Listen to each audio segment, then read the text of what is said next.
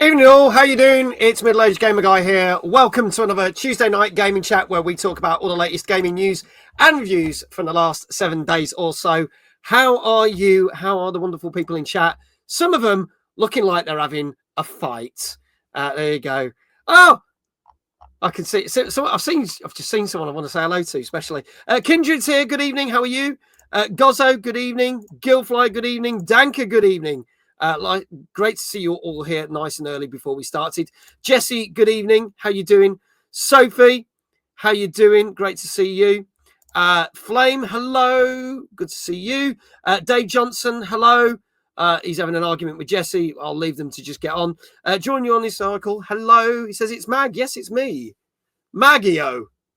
Doesn't work. We'll leave it to the professionals.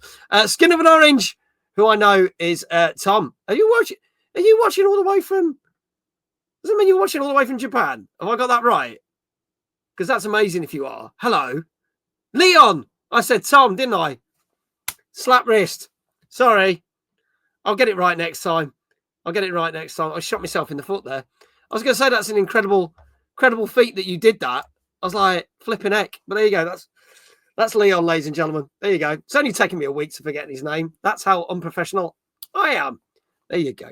Sorry about that, dude. So there you go. Someone time me out, please do. Then I won't have to stream. There you go. Welcome in. As some of you may know, Tom was here last Wednesday when we were playing Among Us. So there you go. Good to see you. Right, folks. I wish I was on the show tonight, but only got in just past 8. iQuail. Yes, no, shit. Yes, no, shit. Thank you so much for the tier 1 sub, iQuail. That's 19 months. Greatly appreciate it. Can we give iQuail a shout out and exclamation subpipe in chat? You literally just got back from work. Flipping heck. But no, you're not forgettable. Don't say that. You're not forgettable. You're not forgettable. Unforgettable. Do you need me to serenade you? Is that what you need me to do to make right on this? Is that what you need? There you go. But there you go. Dave is lying out of his arse, so no surprises there. Thank you, Dave. And other such in jokes. Exactly. Yes. He's not the guest tonight. Don't believe the hype. There you go. But speaking of Daves, there is a Dave that should be on the show, and then therefore he's on the show pretty much every week. And that's my co-host who knows the most. It's the one, the only, Mr. David Jones. Good evening, mate. How you doing? I'm all right. How are you? I'm doing all right. Evening, everyone in chat. You're all doing good as well? Apparently Dave isn't, because he just told me to fuck off. Oh, well. You just have to go and hug a bucket and calm down. There you go. Yes, there you go. How are you, buddy? What you been playing? I am good, thank you, mate. I've only played a couple of things really since last week. I was trying to think what I'd actually played earlier. It's just been a bit more Call of Duty multiplayer. Still quite enjoying that. Actually decided to buy a skin for it the other day because they had a Jay and Silent Bob pack in there. I don't know if you remember those characters. Usually most of the stuff in there doesn't really bother me, but I saw that one. I thought, you know what? I like those characters. Sod it. I'll buy one skin pack. Why not? So was it worth it? Yeah, they look pretty good. It's just a bit of fun, really. I say I wouldn't buy that many of them because they had the cheapest things to buy those skin packs in the game. I think they're about like 20 odd quid when you look at it. But I thought I'll just get the one. That'll do. So I've been rocking in the game as Silent Bob for the last few matches, having a good time with it. But apart from that, the only thing I've played is a bit of Blueprints, but we're talking about that later. So I'll hold off until then. Okay. Awesome. I got a little bit more time to play some stuff, more than I thought. Sophie and me were hammering through Split Fiction. Cool. So we played quite a lot of that on the Saturday. I think we're 50% of the way through, but we have noticed that we missed 2 of like the side levels. Okay. Sophie's been playing Blueprints as well. There you go. I'll be streaming that on Thursday. We'll talk about more of that a little bit later. Mission 5 out of 8. Yes. So we got a fair chunk through it, but we're probably going to complete the rest of it, and then we'll go back. And then there's that secret special level thing that you can unlock and do, which apparently is like the hardest thing in the game, which will probably break Sophie's and my friendship completely. There you go. And then you'll have to stream that one. That could be quite funny to watch. I don't know. I'll get Sophie's permission on that because, you know, I don't know if Mm-hmm. she might want to kill me or something.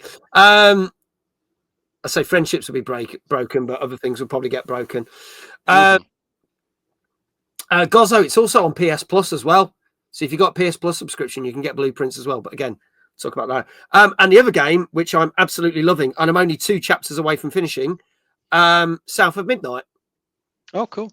So I did the stream of that last Thursday, played more of it Friday, played a little bit more Saturday night. Ash White, thank you so much for the follow. Greatly appreciated. And was playing it all day Sunday and more a little bit this evening. So hello, Ash. Nice for you to be here. Appreciate that. So really, really good. Really enjoy it. And I do think it deserves a better rating than what it got on the show last week. So, and it's interesting because GameSpot finally put their review out. They were quite late getting the review out, but they gave it an 8 out of 10. So they liked it a lot more than some other reviewers. But yeah, really enjoy it. I hope it's just got a good ending, because if it's a good ending, that's up there for my Fingers crossed. potential list of the year. I know we're only in April, but you know, potential games of the year, too many. Also, Dave's looking hot. Not said it in a while. Has he missed me? Oh, I have indeed, Sophie. There you go. That'll keep Sophie happy. She's all right now. But there you go. Yeah. Fancy seeing you lot here. Hello, Jenny. Good evening. Welcome. Good to see you. Hello, our community member of the month. Jenny was voted by our community to be the community member of the month. She gets a shout out. And she's won a voucher, which she hasn't sent me the details for, where I need to send. So she's won a Steam voucher. So please do, Jenny. She was like, don't worry about it. Like, no, you want a prize, you're going to get it, whether you like it or not. So, you bloody want a prize, you'll accept it. All right. How was the gameplay of South of Midnight? Very good. Very good. Enjoy the combat. It's very Devil May Cry-ish. Platforming's nice and easy. Puzzles are good. And it feels the movement and as well is very, very fluid as well. Especially there's like some chase parts in it where you get chased by like an entity. I don't want to spoil the plot, but there's a number of them, and like traversing feels really good in it. Generally, it's a very, very good game, and I've literally encountered no bugs in the game whatsoever compared to some other games that we have showcased on this very channel. Anyway, so there you go. That's all I'll say about that. If you want to find out more, go watch the stream I did last Thursday. There you go. There's a plug for something. So the VOD's there. Yeah. He's not at EGX. He actually gives his merch and prizes out. I do. Yeah. Another little dig at EGX there. Still been waiting nearly 2 years for that merch that I bought. Never got. Just saying. Anytime you want to give up on it, isn't it? Never. Grind those bastards down until they give it me. Anyway, so should we bring like Jenny like that? Never. Shall we bring our guests in? Yeah, go for it, mate. So we have 2 of the team on here. One of the teams over in Japan. Leon's in chat.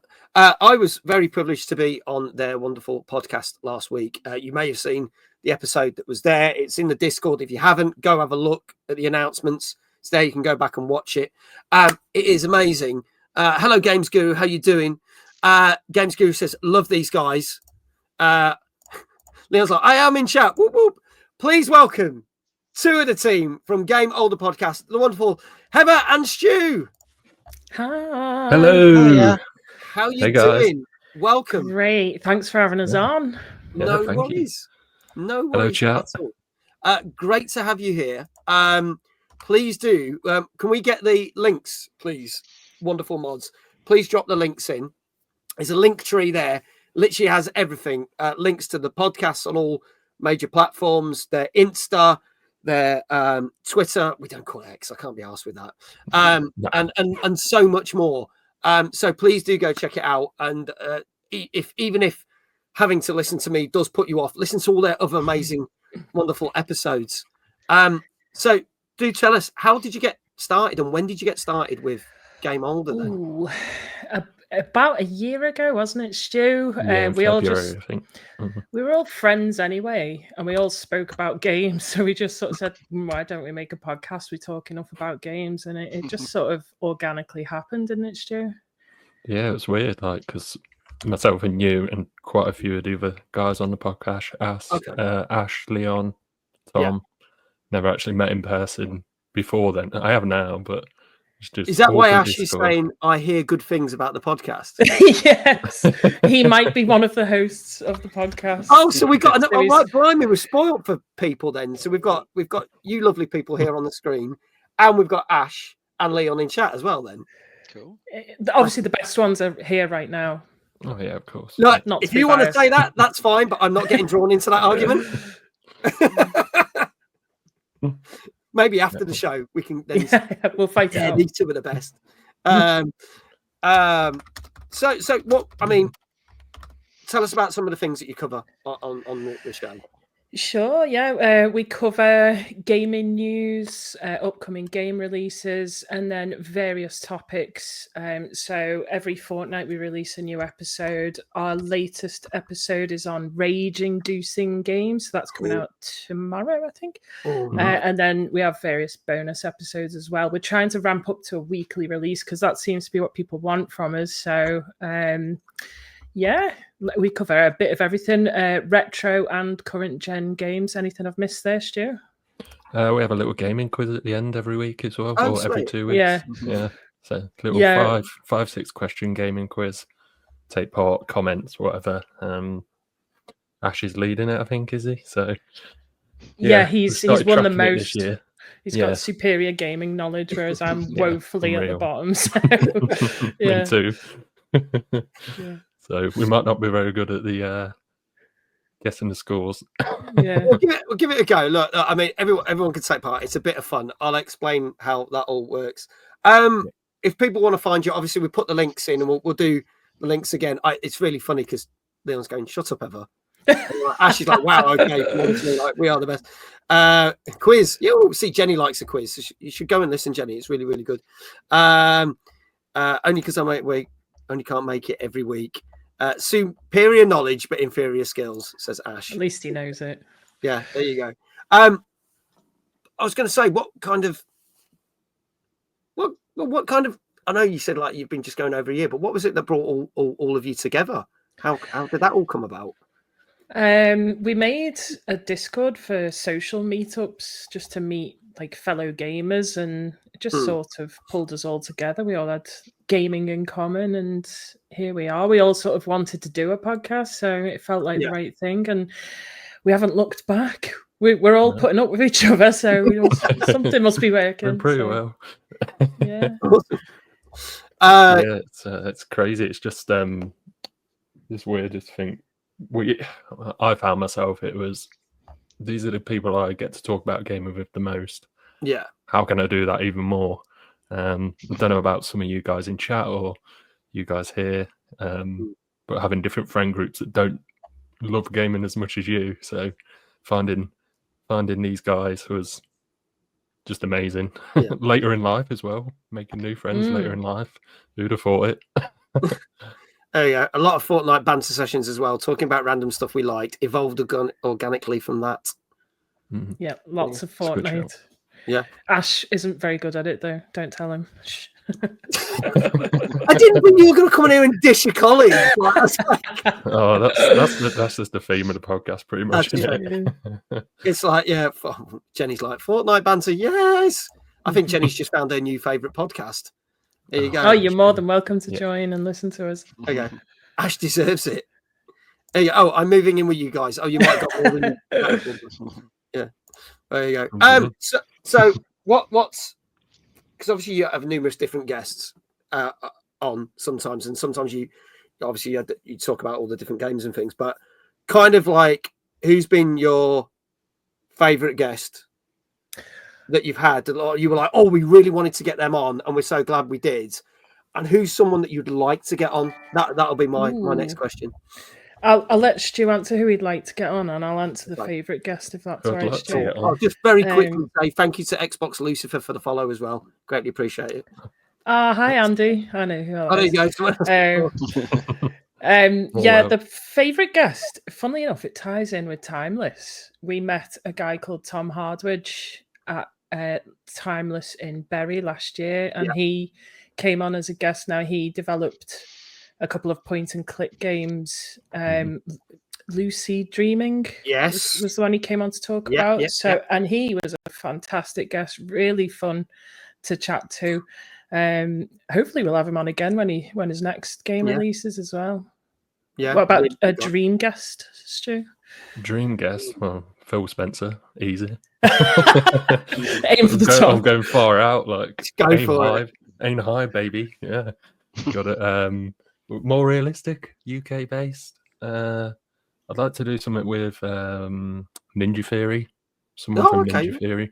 Yeah, I think that'd be quite cool, especially around the audio side of things. Because for those who have played that game, it's Hellblade. That is, it's all about the audio and stuff. So it'd be really cool to chat to someone about that, and that'd be cool. No, they do some good Still stuff. not realistic, but well, you never know. You never know. It could happen. No. Leon's like, not Phil Spencer. God no. I mean, look, I'm gonna put this out there. Unpopular opinion. I'd like to interview Jeff Keighley. Wow. Really? Yeah, if we could ever get Jeff Keighley, which probably got no chance. Do you know what? I actually like the guy. He gets a lot of shtick for what he does, but I get what he's trying to do. So I'm like, I like the guy.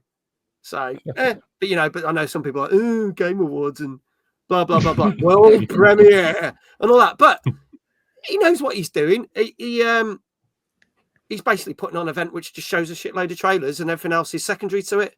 And they never they've never tried to shy away from that. I know they say it's a Game Awards, but that's secondary to that. Everyone's there for the trailer. He's even said it himself. So, fair enough. But, there you go. Can you have Jason Momoa on TNGC one? I mean, if his agent wants to get in touch, Jenny, we can take that. You can certainly try. Yeah. See, now Dominic Diamond is one that we are interested in, and we've mentioned it. He can be obtainable. It's just the fact that he's in Canada, so obviously time differences can be difficult. But he's not. He is on my radar. Let's just putting that out there, Gozzo. Yeah, he knows how to put on a good show. Yeah, exactly. I'd like to interview Jeff. He does love gaming. Can't take that away from him. Exactly. Jack Black loves gaming. You want me to get everyone from the Minecraft film? Is this what this is? Also, he's the only one really doing a proper game awards in the style of Oscars. Exactly. Because the gaming BAFTAs are like the BAFTAs, so you can't really say that there. I got called the white Jason Momoa last night. I look like I ate Jason Momoa. John Unisar says, I think Sean Shaunson on here would be a fun time. Or me again. We can get you back on again, John Unicycle. Sounds like Mag, zero gaming knowledge or streaming skill or community engagement experience, and he manages to do the stream every week for 4 years. Yeah. That's really by the seat of my pants we have been flying. So please do, again, chuck the links in the chat. Go subscribe to Game Older Podcast. Go check it out on Spotify. Go follow all their socials. All the links are there or will be in a split second. And go have a listen. Next episode is either out tomorrow or Thursday, you said, wasn't it? Thursday morning, yeah. Thursday morning it's dropping. So go have a listen. The links are right there. You have no reason not to. And Heather, Stu, Leon, and Ash, and even Tom, who's over in Japan, will be very happy with us if you do. So please do it. Should we crack on with the show? Yeah, let's get to it, mate. Right. So for our sins, this is our 212th show. We have the wonderful Heather and Stu from Game Older Podcast here. And we're going to be talking about the games from the last 7 days or so. And also some gaming news that's happened. Some of the games that we're talking about are Commandos Origins, which is a good throwback to a retro game from the 90s that I used to play a lot of. And obviously the big one really here is Blueprints, because everyone's saying it is potential Game of the Year material. So we shall see if it is or not. So let's crack on with our first game. And yes, we're going straight into an anime graphic novel. And before you all moan in the chat, because we do these one a week, this one does have a slight difference. And this is why it piqued our interest. And I'm guessing this is why Dave probably kept it in the show rather than turfing this one out, because there is a poker element to this one. Ladies and gentlemen, this came out on last Wednesday on PC, Switch and PS5. And this is called All in the Abyss. Judge this Fake. Let's have a look at the trailer and we'll talk about it straight after this.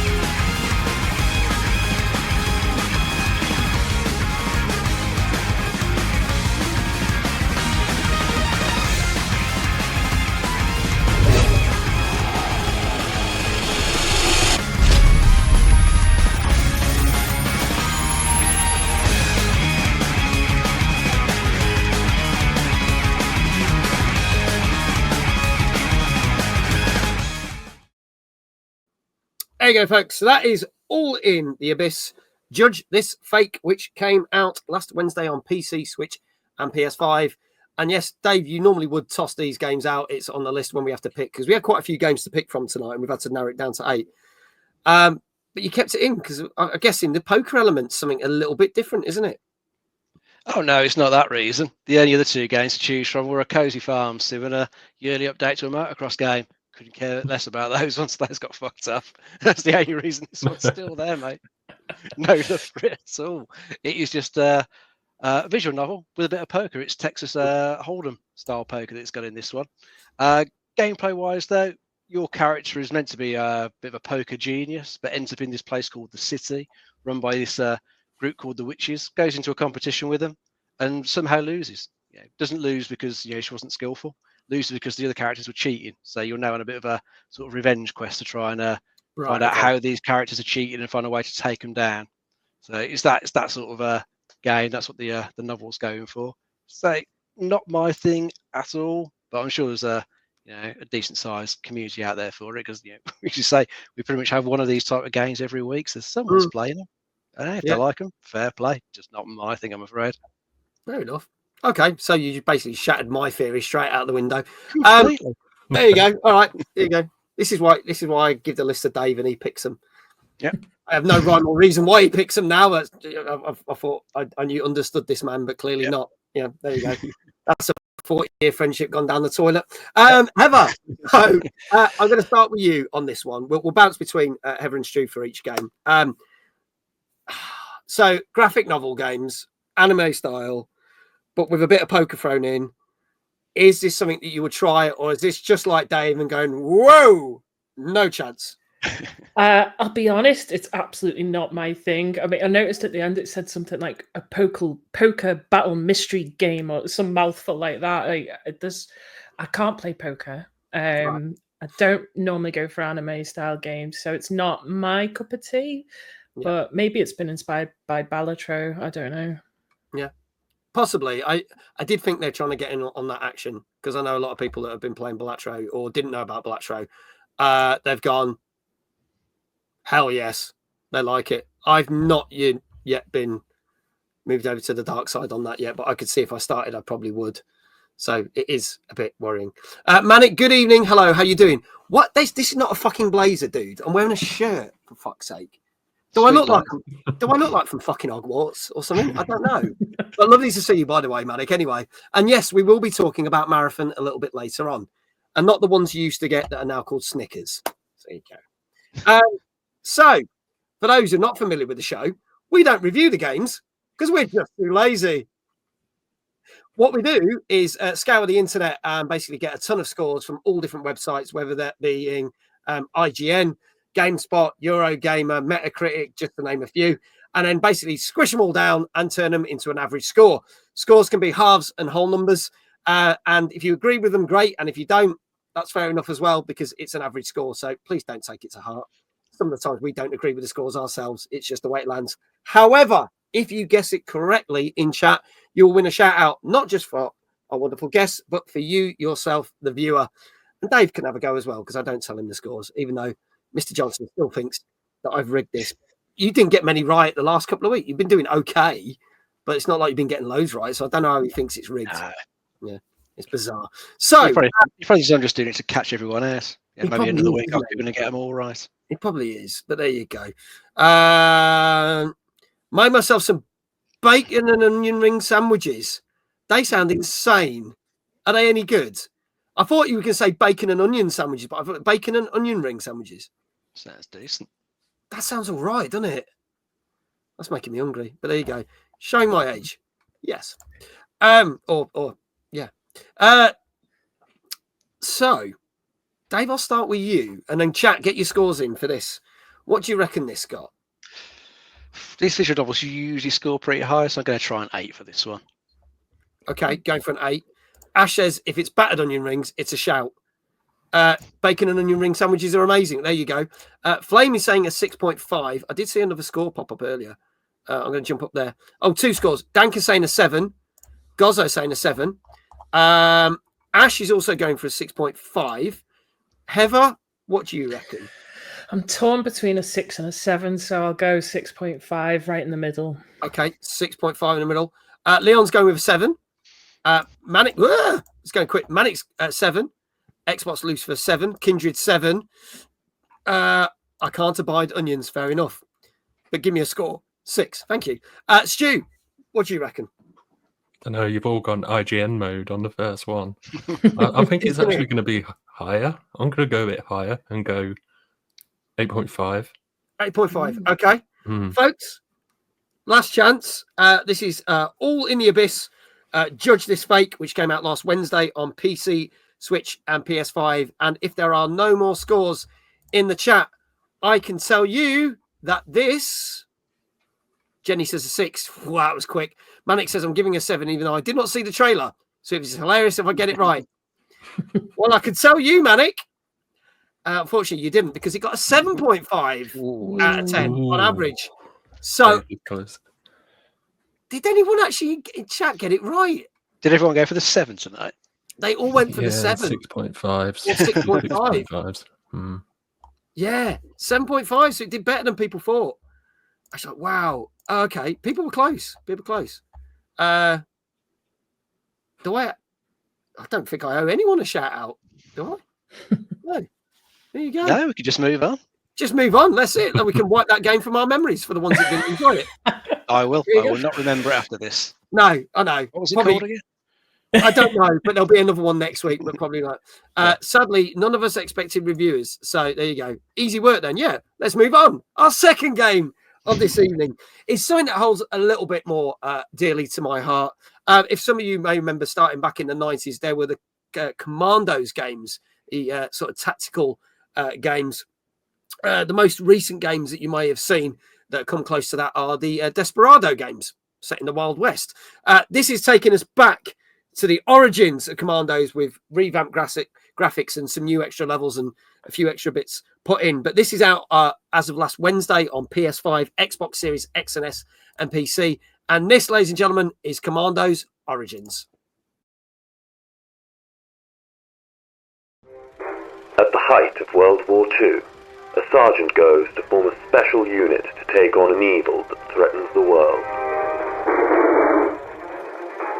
The Commandos, who form the advanced guards of tomorrow's large-scale counterattacks. The Sapper, the Green Beret, the Marine, the Sniper, the Driver, the Spy.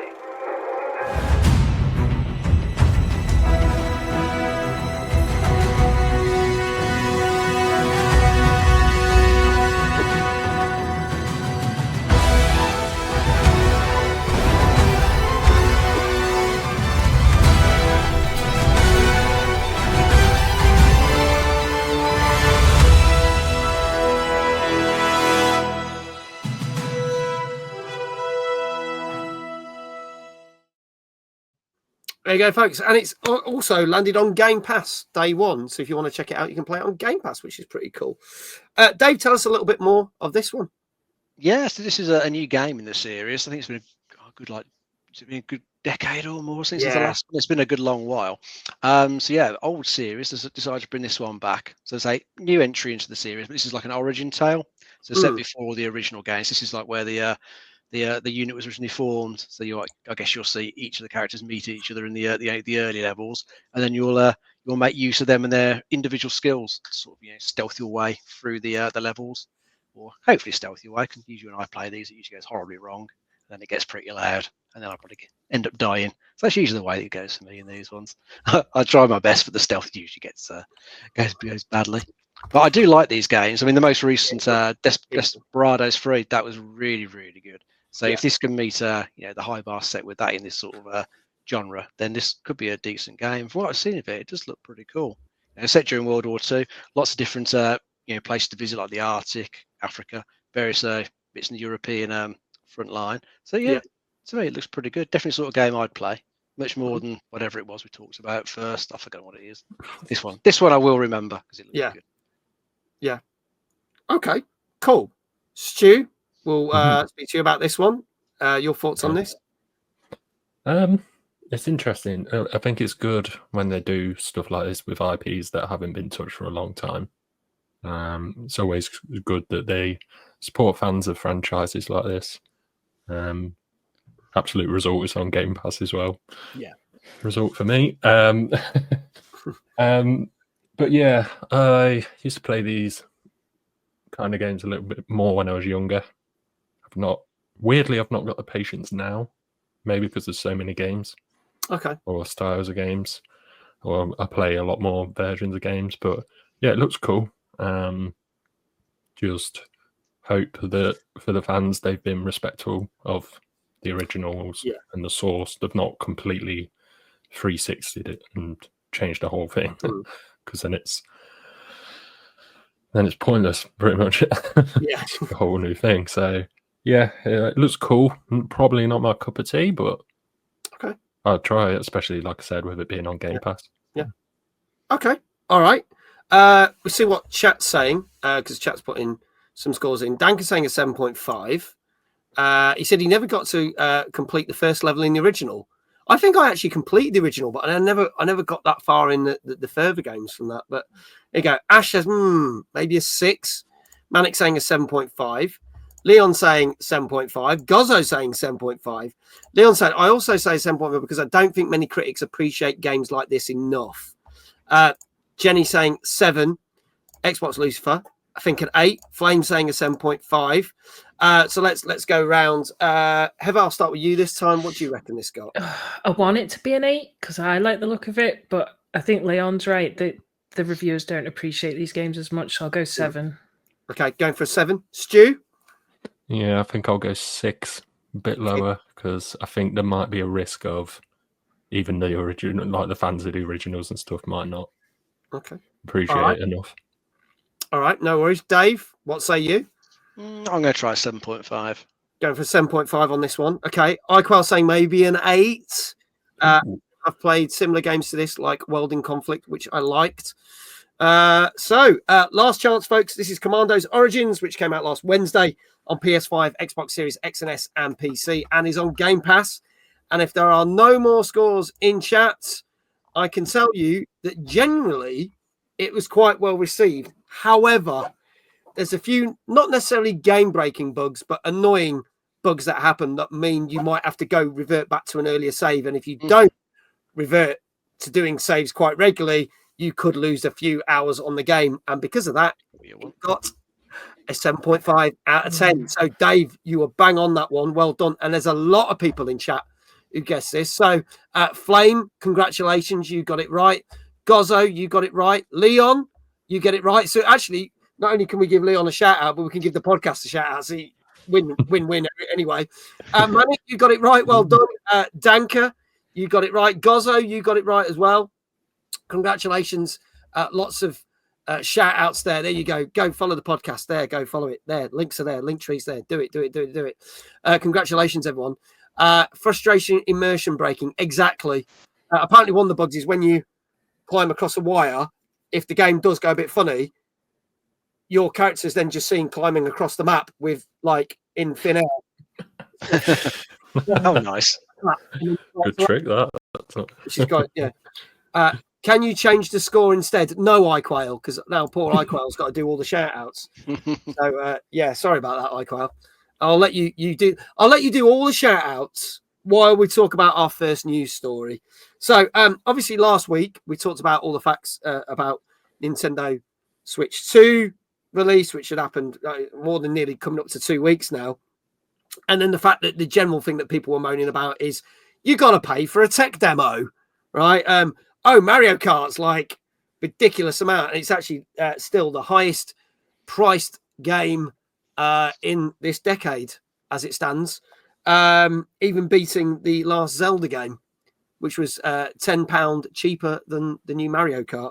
However, lots of people have had their opinion and say on this, but they've actually gone to the experts and the analysts and say, why have Nintendo chosen to do this? Now, there's obviously the obvious answer that they've said because of the economy and the turning of the economy, and things are not as cheap as they were, so it's more difficult to spend money on making consoles, making games, etc. And the fact that there seems to be this turn of the tide that physical is now becoming more expensive than downloadable games, which everyone thinks is crazy, but is kind of going in that direction.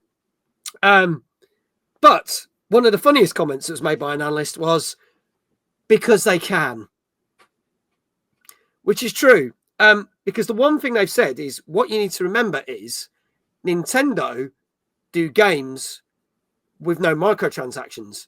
So if you buy a £70 game, you get a £70 game. And the only game that they've ever kind of done expansion packs and things with was the Mario Kart 8, where you bought more courses. So, but a lot of these games you're going to buy and they're going to be a lot more highly priced, but you are going to get the game. There has been a little bit of controversy because the new Zelda, the Zelda Breath of the Wild DLC. Now, what's interesting with that is if you buy the upgrade for that, if you've already got the game, it's only about £10 something. But if you're buying the new edition, which is going to be about £70, you're still going to have to buy the DLC separately. So there is that kicker. So they don't tend to do microtransactions, but DLCs and certain packs, that comes into play. But they don't do that as often. But again, it is going with the trends, because we've spoken about on this show before the whole thing of, is this going to set the standard for games? And what these analysts are saying is console games are probably going to get higher in price, which is going to make them not so affordable for a lot of people. But what we are seeing is that PC games and mobile games, the prices are actually plummeting on a lot of these, which is going to make PC gaming a lot more affordable for people, but console thing more of a luxury thing, especially if GTA 6 does come out and it's at £100, which everyone is guessing what it's going to be priced at. So my question, do we think that these companies should consider the gamers a little bit more, or do we think that their prices are actually fair and just in this respect? So I'll start with you, Dave, and then we'll have a quick whirl round the whole panel. It's kind of hard to know whether the prices could be considered fair, because you don't really know the full breakdown of what it does actually cost to make a game. Yeah. I mean, I know some of the big AAA ones. Take Ubisoft for example. The number of people that are involved in Assassin's Creed Shadows. Yes, multiple studios, multiple people. That probably does cost a shitload to make. Yeah, and for them to make their money back, they probably do have to charge a decent bit. Don't quite know if you can say the same for some Nintendo stuff. They probably seem like they're not always using multiple studios. They've got like a studio making a game. It's not a huge number of people, but I think Nintendo do just seem to be the sort of company that we'll see what they can get away with. And for the most part, whilst you will get people bitching and moaning on social media and whatnot, the stuff still sells, doesn't it? People still go out and buy it. Like everyone did complain when Tears of the Kingdom was that price at 60 when that came out? Yeah. That got a lot of complaints. It still sold well, didn't it? Yeah. So unfortunately, if people keep buying it at these prices, companies will keep doing it, won't they? They think, well, they brought this one for that price, so I'll put the next one out the same. Yeah. So I don't know. I think it's going to get to the point now where it does get too high, and you will have a lot of people who just cannot afford it, who are going to have to just wait for, sales. Not that you get many sales for Nintendo games. I mean, still charging full whack for Breath of the Wild and Tears of the Kingdom, especially with Breath of the Wild being like, what's that, 7 odd years old now? 8 years from when Switch launched. You would really have hoped they might just drop the price down at some point, but they haven't. They've kept that full whack. So whilst I kind of hope we might see some sales on Nintendo stuff, especially considering the price of the new stuff. I don't know. Maybe they won't. Maybe not much. We'll have to just wait and see. I have to hope we get some good deals on eBay and some used cartridges in a couple of years' time. Yeah. Heather, any thoughts? If am I right, the prices they've announced are pre-tariff prices for like the likes of the US, so the prices will still go up even more because of the latest tariff increases. So that's a concern for gamers. But I'm starting to think, loyal gamers should be more rewarded, whether it be a discount regime or a loyalty scheme or something. We're the ones keeping these companies afloat, so show us some, reward. Yeah, only for physical games, not digital. It was getting to a point where physical was actually cheaper than digital, but now it's slowly starting to change, which I find interesting. Stu, your thoughts? Yeah, I think two things I was thinking. It's, well, what's the state of the game? I think it should be case-by-case basis. Especially with the example of GTA, you could probably get away with charging 80 plus quid for it. But then what came out that wasn't well optimized recently. Well, quite a few stuff. Yeah. I can't think of anything that wasn't well optimized this year, apart from South of Midnight, actually. Yeah. I think it should be case by case basis, but I do think it is risky. I think, Heather, you said, we were chatting the other day, that if you're a fringe Switch player, if that's not your main source of console, you're seriously debating it now to say, can I justify this purchase? But like you said, I think the loyal fans will just pay it, annoyingly so. I think 80, I think you can get away with. I think it's okay. If you go any higher, I think that's when your panic stations might kick in. Yeah. I think it's that thing also. You got to work out how much time and life you're going to get out of it. You pay 70 quid for a game and it turns out it's less than 12 hours long. You're going to be pretty pissed at it. I think something like Assassin's Creed Valhalla, where people have been playing it for 256 hours, probably got their money's worth. I think also with Mario Kart being high, Mario Kart will be something that keeps developing and people play. Look how long Mario Kart 8 Deluxe has lasted. And they've kept adding, yes, you've had to buy the extra packs and stuff, but it means people have been playing it for years and it's still very popular. So I think if you can get a lifetime, well, not a lifetime, but many years out of it, it kind of justifies it quite easily. Manic says, I think for loyal gamers to be rewarded should do what Warframe does. And that is you get a reward every time you log in. See, that could be a thing. That's cool. I think that's a good idea. Ash said, I understand games being more expensive, but it seems they're chasing ever-increasing fidelity, frame rates, and sacrificing why we play the games, i.e. story, engaging gameplay, etc. I mean, that's been true of a lot of games. Ryan, good evening. Great to have you here. Leon said, I would appreciate the more variable pricing, so it's like Helldivers 2 being 40 quid.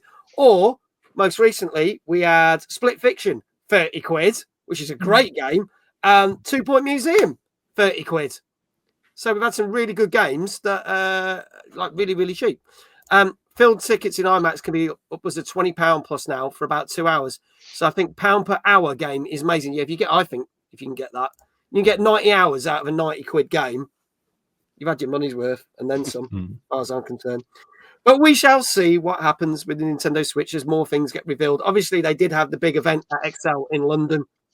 So a lot of people going to it, get to check it out, get to play some of the games, even play some of the third-party games like Cyberpunk and stuff. General reviews have been very, very good. So I'm quite excited for when it lands in June. And as we have more news, we will talk about it. Thank you, Suggy. I hope I've said that right for the follow. Greatly appreciate it. Nintendo hate reducing the prices of their games too. So that's one of the biggest problems. Very true. There you go. let's move on to our next game. This game looks absolutely batshit crazy. That's all I can say about this. This came out on Thursday on PS4, PS5, Xbox Series X, S1, Nintendo Switch, and PC. And believe it or not, this game is called Promise Mascot Agency. Let's go.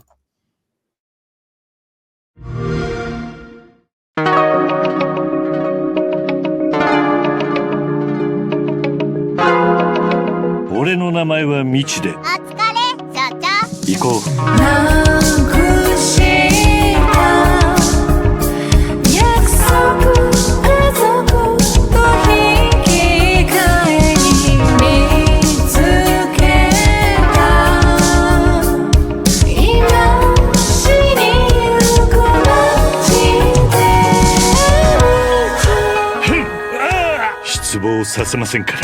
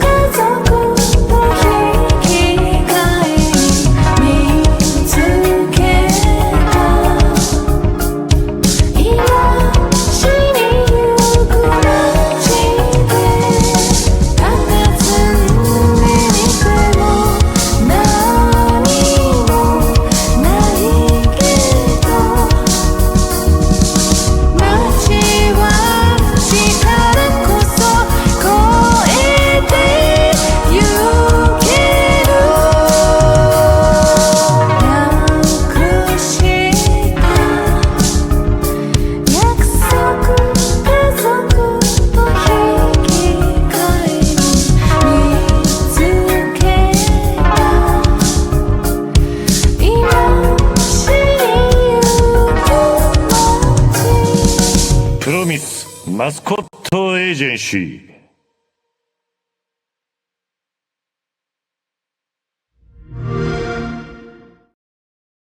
As I said, batshit crazy, but everyone in chat is absolutely loving this one by the looks of things. Dave, tell us a little bit more about this one because this looks nuts. Yeah, it's definitely a bit of a sort of odd premise for this one. Your sort of main character in this one's a Yakuza who's been exiled to this town. There's like something went wrong in his where he previously was. So he's got sent here to sort of, I guess, lay low for a bit. Mm-hmm. So, but while he's there, he sort of ends up having to run a mascot agency. And the first mascot that you're looking after is a severed thumb. Interesting idea for a mascot, not one you're going to hire out to kids' birthday parties, really. And there's even weirder ones that you're going to find as you play through, and you've basically got to send them out on jobs, help them out on those jobs as things start going wrong. There's little mini games for that, and you also got to explore the town, and you can upgrade your car that you drive around in so it can become a glider or a boat as well to help you explore further and find all the little hidden secrets. And I guess you're going to be doing this stuff to try and find out what happened to your main character. The reason for him being exiled. It's going to uncover that. I say it's definitely a bit of an oddball, strange game, but I can see it's probably going to appeal to some people. It is nice to see that we do still get these odd, strange games, because I can't imagine you get this in the AAA market. So it's nice to see that there are companies still making them. That can't say it really grabs me, but hopefully it will do well enough. Yeah, hopefully. Manic says, "Is this the game where it feels like Dave Johnson was hired to be a manager of an agency, but then realised they're all managers?" Dave said, "Wait, what?" There you go. Ems, good evening. Great to see you. Ems was like, "What have I just watched?" So there you go. I'm glad you caught the trailer. Heather, your turn again. Sorry, you're getting the odd ones at the moment. You will have your turn. a bit more makes sense. But what do you think to this one? I was really vibing to that soundtrack then. Really enjoyed that. Can't say I could really pick up what the gameplay mechanics were like or anything from that trailer. It was just sort of driving around with this thumb. So I don't know what to expect gameplay-wise, but it looks the right kind of level of bonkers to get you interested in playing it. So yeah, I'm curious. Okay. All right. Now, we had a load of scores earlier. I'm going to see what we got. A lot of people loving this. Danka saying an 8. Ash saying an 8. Manic saying an 8. Leon saying an 8. Gozzo saying an 8. Oh, interesting. Okay. M saying 7.5. Thank you, Ems. You broke the mold there. That's good. There we go. So there we go. But this time, Stu, I'll start with you. What do you reckon this got? I'm trying not to go off what I'm thinking, what critics would. I feel like critics and stuff would either love this so much or just won't get it. Yeah. It's usually one way or the other. So I'm gonna go for a nice sweet 6.5. 6.5. Okay. Mm. Iquel going high with an 8.5. Flame an 8. Jenny going for a 9. Dave, what do you reckon? I'll try a 7. Going for a 7. Heather? I'm going to go high. I'm going to go 8.5 for this one. 8.5. Okay. Folks, last chance. This is Promise Mascot Agency, which came out last Thursday on PS4, 5, Xbox Series X, S1, Switch, and PC. And if there are no more... Oh, Ryan coming in there with an 8. Nice one. If there are no more scores, I can tell you, Suggy saying 5.5. I can tell you this did do quite well. And Ryan's going to be happy that he got this scoring because this did get an 8 out of 10 on average. 8 out of 10. Poor old Iqual has a lot of shout outs to do. Congratulations, Ryan, Flame, Gozzo, Leon. So you get a shout out for the podcast anyway. So you're doing all right, actually. So you got your backup. Manic, Ash as well. So you're going to get 2 lots of shout outs. Danker as well. So well done. Well done. All those shout outs there. Sorry, Iqual, in advance. He's going to be there for half an hour doing all those shout outs. But there you go. 8 out of 10. Yes, Manic, well done. 2 out of 3 ain't bad. 2 out of 3 ain't bad at all. I'm not doing this deliberately. I am not doing this deliberately. I'm not. He bless him. He's standing in because some of our mods are not around tonight. So he's doing a good job. And I am going to say, just like following our wonderful guests, please do follow all these other wonderful people that are getting shout outs in the channel. They take the time to support this crazy show that me and Dave have been doing for God knows how many episodes. So please do go give them a follow as well and show your appreciation. Moving on to our next game. Just like anime games, we seem to get one remaster every week as well. But this one's slightly different. This is from quite an iconic and classic game. This came out last Thursday on PS5, Xbox Series X and S, and PC. And this is the award-winning, when it originally came out, the Talos Principle. But this one is called Reawakened. What is a remaster? A mere reflection of the past, or an opportunity to create anew? The Talos Principle Reawakened returns with much more than a visual upgrade. Rebuilt in Unreal Engine 5, the world is sharper, richer, and more immersive than ever, inviting you to dive deeper into its world of philosophical science fiction. Developer commentary provides exclusive insight into the creation of a genre-defining experience, while the puzzle editor lets you design, share, and challenge thousands with your mind-bending creations. This definitive edition also includes Road to Gehenna. This expansion takes players beyond the gates of the simulation in an attempt to free the souls of the damned at all costs. And now, a brand new chapter expands the story of the Talos Principle. In the beginning, takes players to the final days of the old world. Spend a quiet afternoon with Alexandra Drennan and her colleagues and witness the birth of the simulation. Solve all new puzzles crafted in collaboration with some of the most talented fans and return to where it all began. The Talos Principle Reawakened. Much more than a remaster.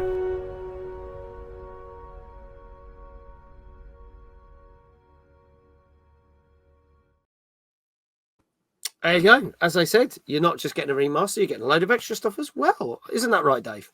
Yeah, they're throwing quite a bit into this one.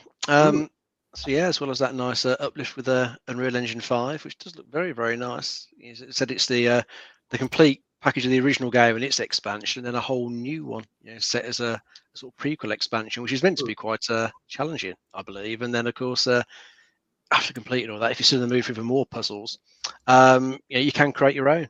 So I bet the community is going to make loads of these, and I think there's probably already a ton out on the Steam Workshop for you to download and carry on with. I've never played the original. I've always heard good things about it and of its sequel. Yeah. So it is a puzzle game that's held in pretty high regard. You know, if you like stuff like Portal, then you're probably going to enjoy the sort of puzzles that are in this one. So, general gist of this one is, in the original game, you sort of wake up in the body of an android, and you hear a voice calling itself Elohim, who sort of says that he's your creator, and he's sort of telling you that you've got to solve the puzzles and find your way to him to prove your worth. Yeah. So that's your mission, to go through the game and try and reach him. It certainly looks good. I do want to get around to playing it at some point, but it's again that problem of too many games, too little time. So it's there, definitely on the list in the back of my mind to perhaps get to eventually. Maybe when they do a further remaster like Unreal Engine 10, I'll have time to get around to it. I'll wait and see. Okay. One day. Okay. The Cheeky Angel, thank you so much for the follow. Greatly appreciate that. Welcome on in. Some people already getting some scores. Let's just quickly see before I ask Stewie's opinion. Danker saying a 9. He reckons he loved it originally, so he's going to go high with this. Leon, this game was amazing, so I'm going on with a 9. Gozzo 9. Suggy 8.5 on this one. Ash 8.5. Cheeky Angel waves and stuff. Thanksies. Thank you for the follow. Thank you for being here. Manic saying 8.5. Ryan saying 7. Diva, good evening. You made it. Hello, you are here. Lovely to see you. Welcome in, lovely. Good to see you. iQuail saying a 9. Flame saying 8. So lots of people going high with this one. Stu, did you ever play the? I didn't. No. But I like the forge mode aspect of it. I think that's what will probably, with some of these scores, probably bump it up. It's interesting, the whole robot concept. I thought it was pretty cool. Like you said, maybe like Portal vibes. I just think, I don't know, from that trailer, because that's the first I've seen it, it looks a bit bare. Like there's not actually, it looks like there's a lot you can do, but there's not. Like I think, like if you were making the puzzles and stuff, I imagine it's quite limited. I could be wrong. I could be well wrong, but that's I'm not sure about it. I think if it was, I'd have to see someone. It'd be great for like a Twitch thing. Watch someone play it first, and then form an opinion on that, and then see if I want to play it. All right, that's fair enough. Flame is saying 8. Ems is saying 8.5. Diva says, hello, I'm good, thank you. And I've got cake. Yay! Cheeky Angel says, I'll give it 9 chocolate bars. Diva did say, I don't know what I missed. I'm just going to say 8.5. Well, you never know. If you get it right, that'll be an amazing guess without seeing the trailer. So let's start with Dave on this one. I'll go for 9. Going for a 9. Go for a 9. Okay, Heather? I'll go 8.5 on this one, I think. Okay, 8.5. Stu? I think I'll go 8. Okay, going with 8. So we've got 9, 8.5, 8. There you go. Manic says, question, is the cake a red velvet? Oh, it was to Diva. Sorry, I'm reading out a question about people wanting to know. The cake is a lie. Wait, wrong game. Yes, wrong game, definitely. Minimal can be perfect for a puzzle game. The Witness was amazing, and Minimal too. Says Leon. So there you go. I like The Witness. I've not played this one, but I have played The Witness. So I did like that. DJ Mike, hello. How you doing? He says, I'll go 7.5. Folks, this is your last chance. This is the Talos Principle Reawakened, which came out last Thursday on PS5, Xbox Series X and S, and PC. And if there are no other guesses, I can tell you that this is our highest scoring game of the night so far. The 9 out of 10. Whoa. 9 out of 10 on average this got. Wow. Shows you how good this is, but it will probably make your brain hurt playing it. There you go. DJ Mike says, I'll be better in 25 minutes when I can leave work. Well, I hope you can. Cheeky Angel, first time here, you got one right. Well done, Cheeky Angel. Jenny, congratulations, you got it right. iQuail, I'll shout you out, mate, because you can't shout yourself out. That'd be weird. because you're doing all the shout outs. Who else? Gozzo, congratulations. Danka, congratulations. Leon got it right. So you get a shout out for the podcast. That works perfectly. Brilliant. There you go. See, this is what you're working as a team. Perfect. So you all get shout outs. There you go.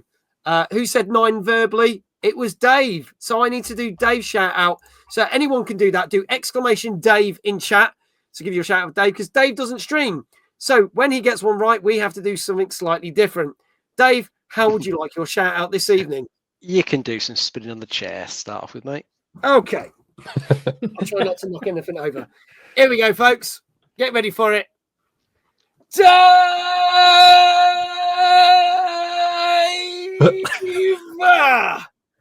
Very good. Thank you. There you go. I'm not doing You feel 9 sick spins yet, Manny. We'll build up to it. He's got to get more right if he wants more spins. But yeah, there you go. Show your appreciation. Exclamation Dave for that. And Iquel, when you've done all the shout outs, I will do your shout out after that. But while all the shout outs are going out, he'll turn into Wonder Woman doing that. Wouldn't mind. Probably be better looking, wouldn't I? There you go. Let's talk about something that was announced last week.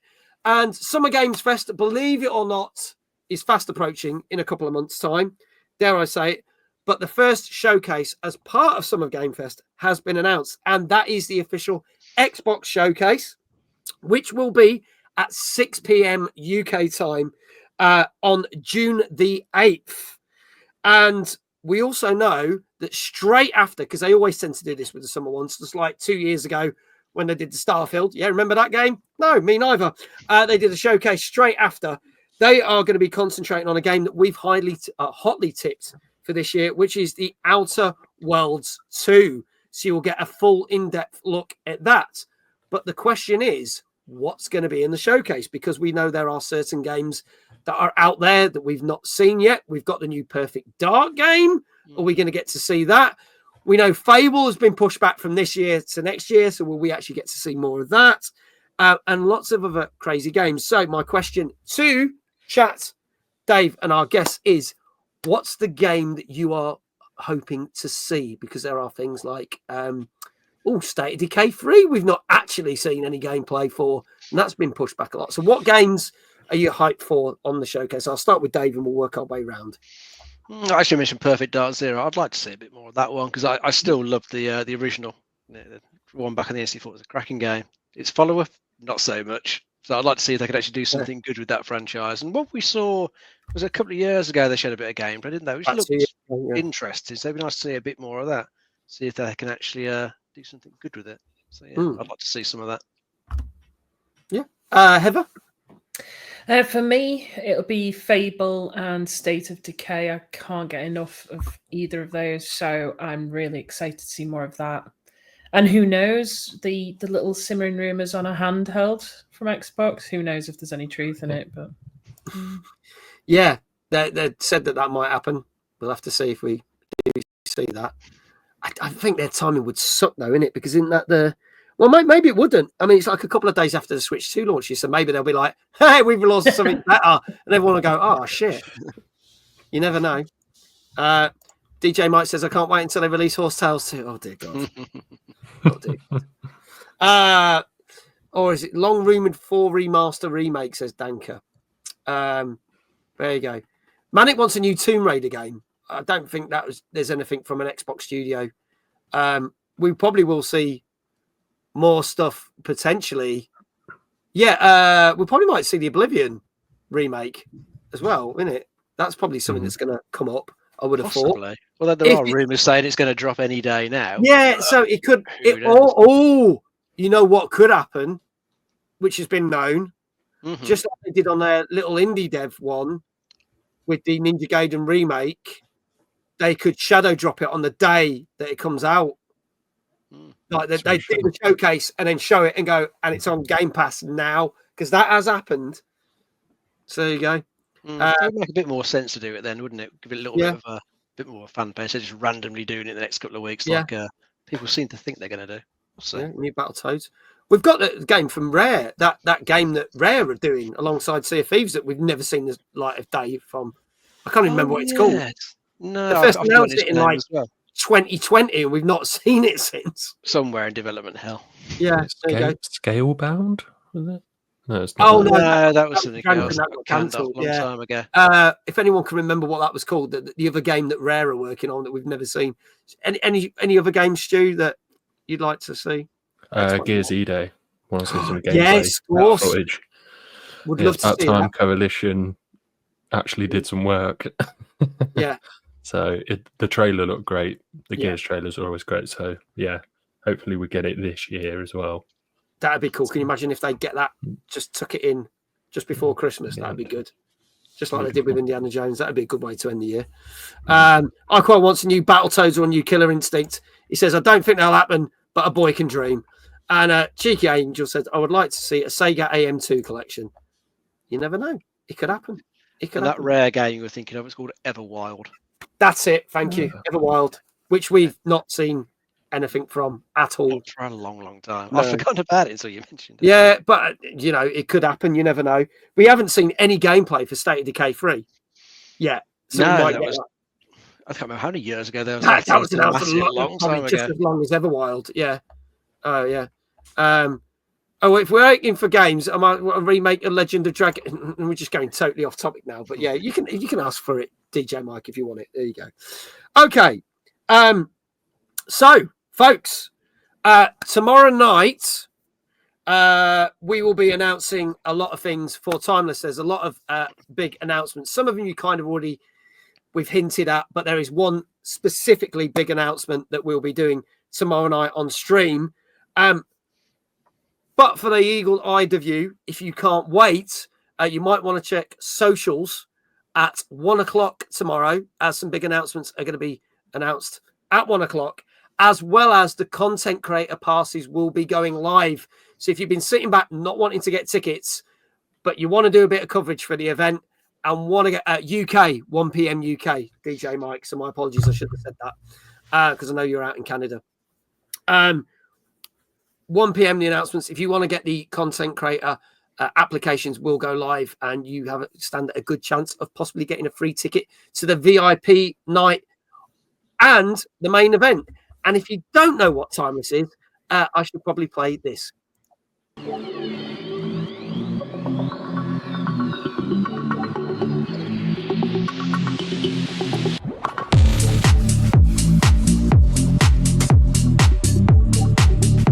Hi, I'm Middle Aged Gamer Guy, and I'm very excited to announce that Timeless 2025 is coming to Liverpool here at the Cairns Brewery.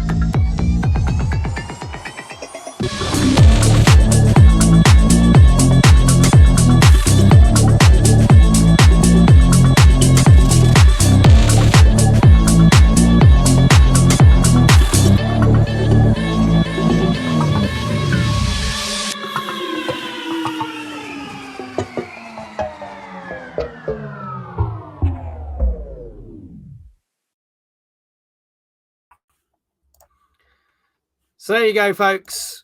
Timeless Gaming Convention, literally coming to you on the 13th of August It's going to be amazing. And for those of you who do get content creator tickets or buy VIP tickets, we've also got the special VIP evening on the 12th. All official announcements will be made tomorrow evening on stream.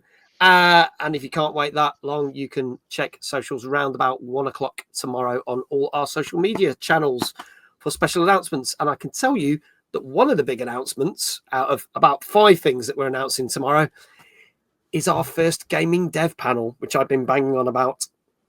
And that's all I'm going to say with that one. There you go. So get your tickets now, ! Timeless in the chat.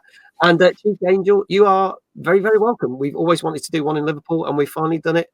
And hopefully we can make that a home for the next few years like we were in Manchester for the first 3 years. So there you go.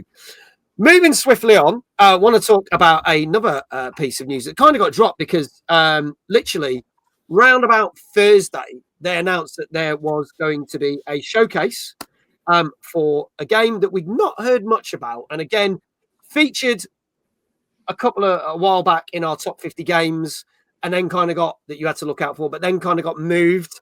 And we didn't really know what was happening with it. But we finally got details about Marathon, the next big project from the people that brought you Destiny and Destiny 2, amongst other things. We're talking about Bungie. So we're going to play the trailer. You don't have to score this because it ain't coming out till September because they released the date. But we are going to give our opinions on the game and how it's vastly different from the original Marathon game that they brought out many years ago. So let's have a look at the trailer that dropped for Marathon.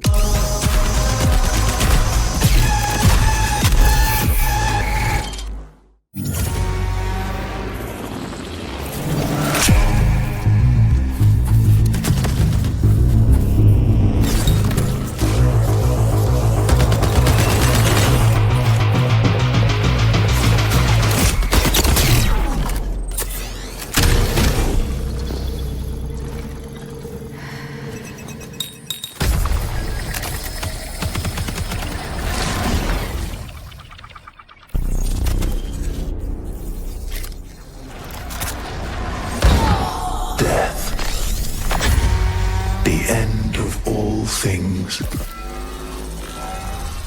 But the dream is not over. My dream. Yours. Now. Run.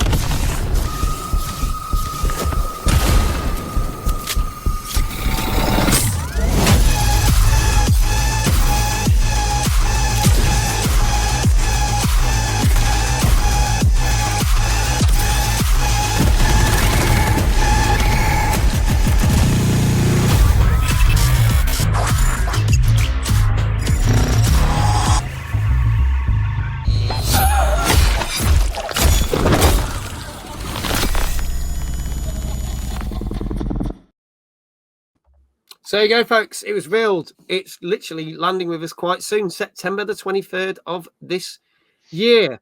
Now, if anyone remembers the original Marathon, it was kind of a, without being rude, kind of a Doom clone in that respect. And this has gone massively the other way. It's kind of more kind of what you expect from kind of Destiny and stuff, but more sort of team-based shooting PvP era. And the big question about this is because obviously Sony have invested a lot of money in this because obviously now they've got this. My concerns is this is not what Marathon was about. So this could possibly be a gamble. And it's going to go one of two ways because Sony had 2 very different games that were online games, one being a massive success, Helldivers 2, and then there was Concord. And the question is, where is this going to sit?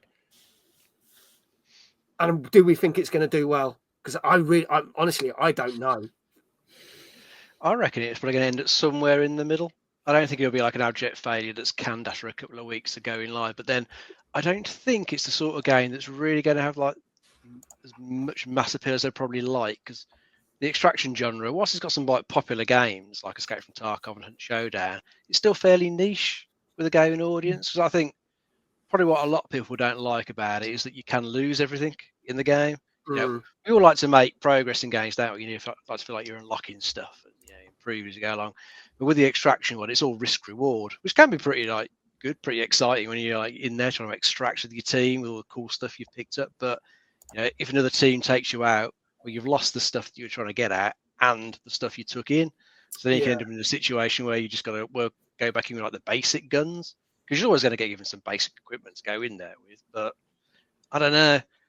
I think Bungie are hoping to make the extraction stuff a bit more mainstream with this release, because they're like a big AAA studio, big AAA extraction shooter. But I don't know whether enough people will like it, especially depending on what it's going to cost. Because it's not going to be free to play. It's going to have a cost to it. They haven't said what it's going to be yet. That might also hold a few people back from even trying it. So we'll see. I mean, hopefully they'll do some like open betas that people can just jump into to actually try it and see what they think. I think those have been advertised. I still don't think it's going to be like a massive hit that they'd want it to be. Definitely not going to hit Fortnite levels. Could never imagine it doing that. Not at all. At least they're advertising it more than 4 weeks before it comes out. Yeah, definitely. Yeah, they showed up a good amount. Funky art style. I quite like that. Looks cool. I'd try it. I just don't know if. Yeah, I don't honestly think I don't think I'd play it. I mean, I did buy Helldivers 2. Great game. Still really enjoyed it. I've only played 6 hours of it. I don't really get around to it. So I think the problem that's got for me, the saying this is going to have, is you really need to play this with a team and play it well with a team. Going in just with randoms, no, it doesn't work in the long run. You wouldn't do well in this type of game with randoms. It has to be a team. Heather? Completely agree with what Dave said there. It's quite a niche genre, isn't it? Extraction shooters. I mean, one of the better ones I remember was The Division. Yeah. But that sort of sloped off, didn't it? So I do think it's niche. And like Dave said, you need a squad. You need people, not randoms, to play with. And that sort of limits the market then as well. So hopefully we don't see another Concord out of it, though. No one wants to see that, do they? So no, not at all. Stu? I think the gunplay looks pretty trash. I think the style is weird. Like the artwork's a bit weird. It's cool, but I don't know if it's because it's early days. Pretty much similar to what you guys said. The problem is you're not going to pull people away into. You're not going to pull people away into out of the other extraction shooters that Escape from Tarkov, Off the Grid, all that kind of stuff, and some of them are free to play. You're then not going to pay for this game to then get a clone of its. The problem it's got is it's trying to do everything. It looks like Apex. It's going to try and play like Halo and Destiny and stuff. But then it's got the extraction element. I think it's just trying to do way too much.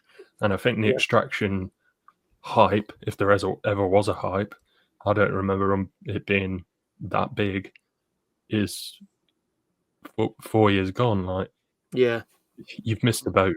I think they've completely missed the boat with it. It could be interesting. I think there's going to be a lot of the loyal Bungie fans, people from Destiny 2, now that's pretty much come to an end, that will transfer over, but it's whether they're going to, because that's very different, even though that's a shooter game, you go back, but you're going against the enemies in the game, you're not really attacking each other. So I don't know whether that'll draw them in enough to do it, but we'll have to see. We'll have to see. I thought it looked all right, but that's my problem. It looked all right is my thing. So there you go. We will see how it does when it comes out in September on the 23rd, and I'm sure we will talk about it on this very show the week that it releases. Let's move on to some more games now. A game that was on the front cover of Debug magazine a couple of months ago and has been very hotly tipped, and I know a number of people have already been playing this because this landed on Game Pass and PS Plus on day of release last Thursday. So you can play it free on PlayStation 5 and Xbox Series X and S, and you can get it on PC as well. This is hotly tipped to be a Game of the Year game. This is Blueprints. Let's have a look at the trailer for this. To the architect, an empty blueprint represents a world of possibilities. I give and bequeath to my grandnephew all of my right, title, and interest in the house and land which I own near Mount Holly. A world of dreams and doorways.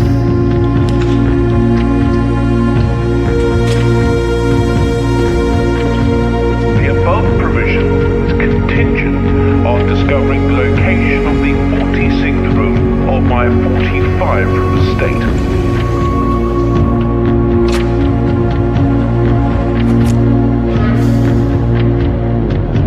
I suspect you wish me to look into your future.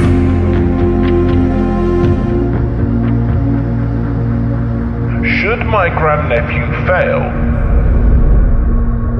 then this gift shall lapse.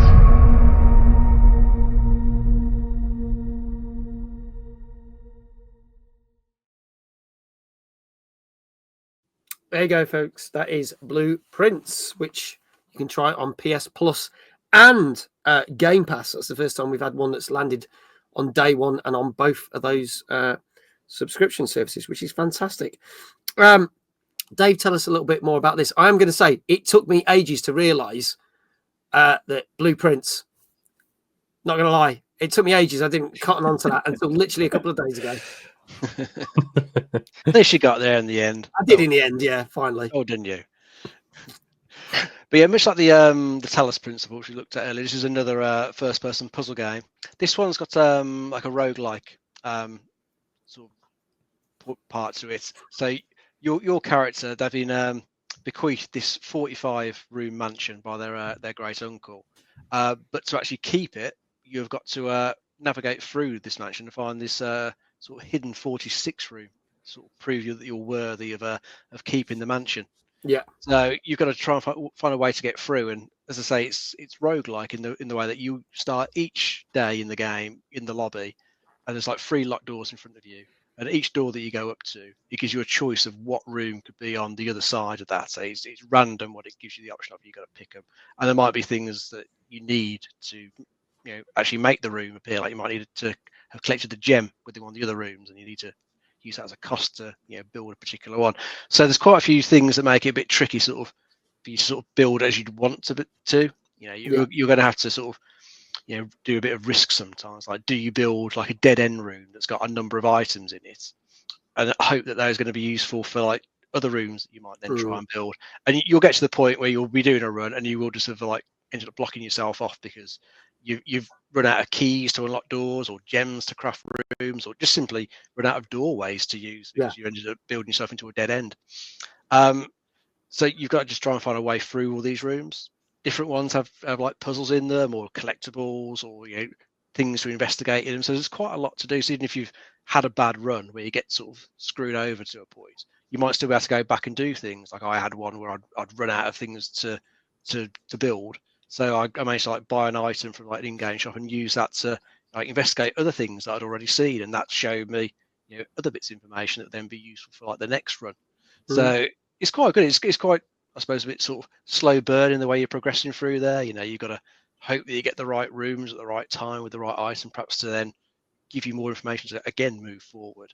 So I've played about 4 or 5 hours I think now, and I'm definitely getting into it. Definitely intrigued by its mystery. I want to see if I can get to this 46 room, see if there's any other like intriguing mysteries going on with some of the the sort of lore snippets that you pick up along the way. It does seem like a very cool game, very well put together. Yeah. Heather, we come to you for this one. Okay. So your thoughts on this? On the surface, it's not the sort of game I'd usually go to play, but I've heard nothing but amazing things about it. Like Stu just the other day was telling me how great it is, and he's completely sold me on it. And now I keep hearing this, it's going to be game of the year. It's going to be. So now I'm like, I need to play this game. So it's more the rumors around it that are really making me want to play it rather than what I've just seen. Although I do really like the art style as well. Yeah. So yeah, it looks really exciting from what I've heard more than anything. Okay. All right, folks, we got a couple of scores already in the chat. Danka's saying a 9. Ash is saying a 9. Gozzo is saying a 9. Leon is saying a 9. So get your scores in. And I am going to start with Heather. What do you reckon this got? I'll go with a solid 9 for this. I think it's going to score high. Okay, going for a solid 9. Suggy saying a 9 as well. Diva saying 8.5. M saying 9.5. Manic saying a 7. Flame saying an 8.5. Stu, what do you reckon? I'm going to go in 9.5. 9.5 for Stu. Yep. Okay. iQuail, 8.5. Cheeky Angel, 8.5. Dave, what say you? I'll join Stu with the 9.5. I was thinking the same. Going for a 9.5 as well. Okay, folks, last chance. This is the Blueprints, which came out last Thursday on PlayStation, PC, Xbox Series X and S, and it is also free on PS Plus if you've got the extra tier, and on Xbox Game Pass. And if there are no more scores, I may have given away a little hint when we talked about the Talos principle, because I said the highest rated game of this evening so far, because this did a little bit better and did get a 9.5 out of 10 on average. So well done, Stu. You got it right. Well done, Dave. Also, Ems, congratulations in chat. You got it right. Well done. A 9.5.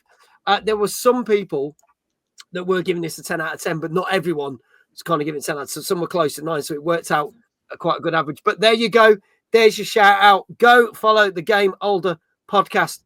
And while you're doing it, also use their special code and get cheap Timeless tickets. And your code is Older 25. I was supposed to do that earlier. And I forgot. There you go. So there you go. So big shout out. Go follow them. Go check out their wonderful podcast. There you go. Skin of Orange says, "Oh wow, it's on PS Plus. I need to play it." Yes, it's really bizarre that there's a game that's landed on both services at the same time. It tends to be one leaves Game Pass and then it appears on PS Plus, or the other way around. But this one has landed on both, so hopefully it's going to get the love and recognition it deserves. Dave, you also got it right. How would you like your shout out? Ooh, you can do a jump up from behind your chair, mate. Okay, let's do that then, shall we? Without me knocking. Oh, you are wearing pants. Yeah. Thankfully, he is. Yeah. Watch me knees go. Oh. Right, you ready? Yep, go for it. Dave! Very nice. There you go. Exclamation Dave in chat if you haven't already. Jump at his age, yeah, I don't stand a chance. It is a bit risky. It is. The knees did crack. I'm not going to lie, but I managed to cover it up with the shouts of Dave. Dave Johnson says, bad time to come back. Yes, it is. But welcome back. There you go. Moving on to our next game. Congratulations to everyone who got that right. This also came out on Thursday on Nintendo Switch. Let's have a look at this next game. This is called Star Overdrive.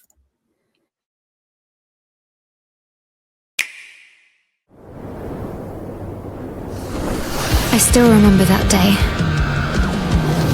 when I left you without a word to come here on this forgotten planet. I'm sorry that I left you that way. They say that one day when they have learned everything, their spirits will come back to their home planet and will rejoin their bodies that are still waiting for them. I'm waiting for you, Laios.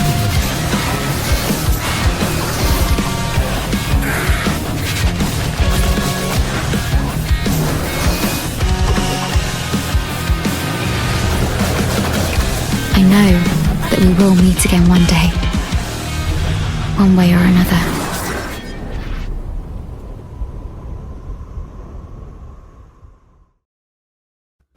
There you go, folks. That is Star Overdrive, which came out on Switch last Thursday. Dave, tell us a little bit more about this one, please. Yeah, so this one, your characters are sort of crash landed on this planet after receiving a distress signal.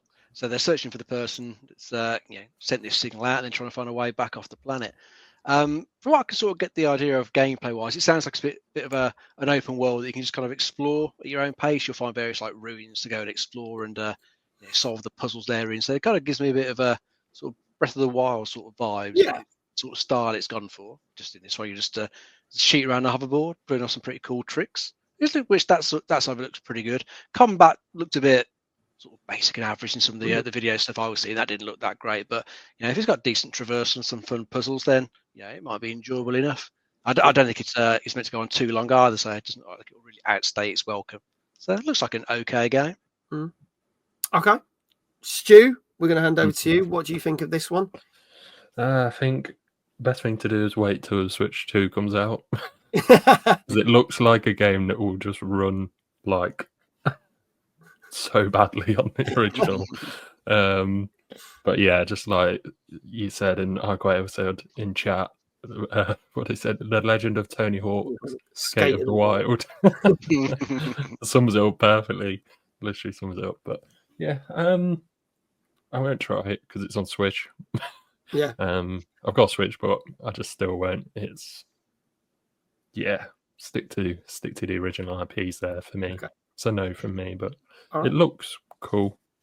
Okay. For people that are fans of that genre, they'll like it, I think. Okay. No worries at all. Let's see what chat's saying. They're loving the soundtrack. That's the one thing that's standing out for them. Danka says he thinks this looks good. It's 7. Ash says a 7. Manic says a 7.5. Air Tricks out of 10. There you go. Gozzo says a 7. Dee was saying an 8.5 for this one. Drawn says an 8. Leon says 7.5. Cheeky Angel says an 8. iCloud says an 8. M says 7.5. Flame says 7.5. Dave Johnson says, I'm copying Gozzo, a 7. Apparently it's going to come to PC at some point as well. So there you go. We haven't got a date for it, but it's coming. Thank you, iCloud. Did not know that, so that's good. Stu, we'll start with you. We'll work on score. Let's go for it being Nintendo. Let's go for a 7. Going for a 7. Okie dokie. Dave, what say you? I'll try a 7.5. 7.5. Heather? I'm thinking 7 as well for this one. Going for a 7 as well. Okay, all right. We shall see. Cheeky Angel says, heading out, but thank you for an awesome show. Thank you so much, Cheeky Angel, for popping in and giving the follow. Greatly appreciate it. Thank you for being here. You'll be able to watch the rest on catch up with by tomorrow or something. It'll be here on Twitch. There you go. If you want to see the rest of it. You might not. Your choice. There you go. Let's see if that is the last of the scores in the chat. This is going to be Star Overdrive, which came out on Thursday on Nintendo Switch. And I can tell you that this did get a perfectly acceptable 7. So there you go. There you go. Well done, Stu. We're going to get double the shout outs. Yeah, double the shout outs. In fact, is it going to be? I'm just checking. Triple shout out for the podcast. Nice. Hey. Like, well, you're going to have to splice it at different times for the other people that got it right. Also, who else? Gozzo, well done. Dave Johnson got it right. He'll be happy. Glad you copied Gozzo a bit, aren't you? Danker as well. Well done. You did good. Well done. Jesse, thank you for the shout outs. I'll just chuck out a load of shout outs. You can do more than 3 if you want. I don't mind. Thank you, guys. There you go. Awesome. Congratulations. While those shout outs are going out, let's talk more about some gaming news. And this one's an interesting one because it's been an ongoing thing. We have mentioned it a couple of times before. But this is when you get to the point where you think, God, are they just starting to take the piss? So Ubisoft. I normally have to be careful what I say because I'm an Ubisoft partner, but when it comes to this show, I don't really give a fuck. Ubisoft, as you may know, are embroiled in a lawsuit because of the fact that there are a couple of gamers that are basically suing them because they shut down the crew servers back in March 2024. Jesse also is going to put that. I'll leave that up just to cover my ass. Thank you, Jesse. So they basically said, we bought this game. We got physical copies of the game. You've taken it down. We own this game. We can't play it at all. Like, not at all. We've paid the money, so therefore we should own the game.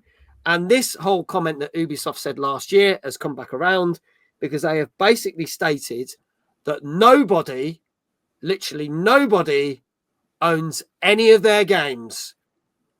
You are not buying a game. So whether you bought something from 10 years ago or whether you bought the new Assassin's Creed game, you are not buying their game. Even if you got it in physical version, because you are technically buying a license to play it, and they can basically pull that game at any time that they see fit. So it's got to this strange thing of the fact that as long as Ubisoft state giving you 30 days that they are going to pull this game away, they quite rightly can do that. And it's the same with games on Steam in that respect. They can do that. You buy a Steam code or get a Steam code, but Steam might take the game off, but they have to give you 30 days notice as a consumer. So this is an ongoing issue with this court case. And they actually want to, the two people that started this court case, actually want to get it in front of a jury. At the moment, it's not, but they want to get it in front of the jury because they think they stand a better chance of winning if they've got people there saying, so, you know, we bought this game in good faith, blah, blah, blah. Ubisoft are saying it's in our terms and conditions and it's stated here and here. And when you bought it all these years ago, you know, whether that's what they got to prove, whether that was actually stated back when the Crew came out, because the Crew's quite an old game now. But what do we feel? Do we think, because again, just like with the whole Nintendo thing, setting prices and prices going up, do we feel that a lot of game developers and a lot of gaming companies are now going to say the same thing? Yes, you pay 70 quid for a game, but you don't own it. You technically got a license. And if we decide to close it down in 2 weeks' time, just like Concord, or 20 years' time, then that's up to us. What are your thoughts? I mean, they've just said the quiet part out loud, haven't they? We all know that we're buying a license for a game really these days, but you don't expect it to be withdrawn within a certain amount of years, maybe. Like, there should be an acceptable amount of time where you know as a guarantee you can play that for X amount of time, you know? Yeah. There you go. The terms and conditions are like the Bible. No one has ever read them. We just tick a box to say we have. Yeah. Yeah. We should just only buy indie games. We're probably that's where indie games are at. But yeah. Any other thoughts? I'd just like to see the companies just do a bit more sort of forward planning. So I think with the Crew 2 and the Crew Motorfest, I think they will have the ability to be played offline when those servers will get shut down, because they will shut down the servers. It's just a shame they didn't do the forward planning with the Crew to actually do that. But hopefully they'll take this forward, and any other companies will put in the things, especially if it's like something you have brought physically and you could just put it and you should be able to play. Hopefully the companies will just make it part of the long-term plans. They haven't got to spend loads of extra money at the end of the game's lifetime to sort out an offline mode for it. If you plan for it early on, then it can just be like almost like a flick of the switch, like 5-10 years later. Servers go off, game still plays, game can still run without having to chat to the servers. But it's nice they could plan and do that for more future games. But I mean, it's not going to help the ones that we've lost. There's loads of live service stuff that's lost to history now. And the Crew is just a glorified coaster. You're not really going to be able to do a fat lot with that, unless somebody can find a way to reverse engineer it. Plenty of clever people on the PC side of things who perhaps might be able to figure some way to make it turn itself back on again. Who knows? We'll see. But I just like to see the companies plan for it, really. Yeah. Manic says, to be honest, I feel like some online service games should go into offline style games, so then people can still play it even if there's no more online accessibility, but still find some way to make the game workable if there's no online stuff. I think especially if you bought a physical copy as well, but it shouldn't just be physical. If you bought an online copy, you should have the same rights as well. It's not just games to buy online. Most games these days, if you buy a disc, still has to download a portion, so they can just stop games working. That's true. And we're getting to a point where you can actually buy physical cases that contain a code and don't actually contain a disc or a game. Drives even crazier. So you've got by the ball straight away. Oh, I got the case. Oh, shit, there's nothing in it. Piece of paper. Here's your download code. But you're right. Jesse says most games, you'll find that only a portion of it is downloadable off the disc and the rest is there. COD is basically a license on a disc. Yes. There's many Very games true. that are like that. Very, very true. There we go. So yeah, we will let you know more as the Ubisoft case evolves and unfolds. I do love Ubisoft to a certain point, and I do have to say that because I'm in a partnership with them. But at the same time, maybe just do a few things a little bit better for people, all right? Because Crew was a long time ago. It does feel like you've done the dirty on them. They've made up for it with the two and the most recent one, Motorfest, but I feel like they've done the dirty on them on that. But there you go. I'm not a fan of the live service craze. I think it's doing longer term damage to both the industry and obviously now many people have lost jobs or money because it suits chasing a trend. Agree. I still think it's a load of hockey sticks that they're saying that the games. I like the way that you basically just stop yourself from swearing there. It's a load of old hockey sticks, and they're saying that the games that you play are literally rentals. Yeah. It's a bit more obvious when you like got a streaming service like Netflix and that. You don't own those films. They come on, they come off, blah blah blah blah. But you buy a DVD, you technically own the DVD. This is what I think. This is the thing that's pissing people off, that they've changed the thing. Like, you got a game, you hope that you own the game, not to be told that 6 months later, it didn't sell well, so you can't play this at all. And you're like, as Dave says, glorified coaster. There you go. Has anyone said you remind them of Matt Allwright?